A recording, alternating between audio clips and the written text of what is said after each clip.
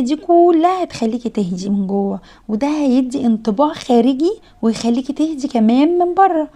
وكل كمان ما تحسي ان انتي عندك سلام نفسي، وان مفيش حد بيجري ورايا ان انا اعمل الحاجه بتاعتي على راحتي في الوقت اللي يريحني، وان انا عماله ابني في توقعات عاليه عليا مش قادره اوصل لها، ده كل ده بيخليكي عصبيه. اهدي، اعملي اللي تقدري عليه، بلاش طموحنا يطلع لفوق. ان مثلا على سبيل المثال، انا مش قصدي طموح وتوقعات في حاجات بعيده علينا، لا.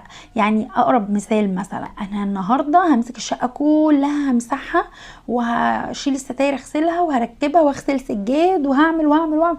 هلاقي نفسي لو جبت قائمة مهام كتبتها ممكن الاقيهم مثلا حوالي 40 مهمة قدامي. تخيلي انت هتقدري بجسمك كده وبذهنك ومسؤولياتك هتقدري تخلصي ال40 مهمة دول؟ لا طبعا. طب انا ليه ما اكتبش مثلا 5 مهام في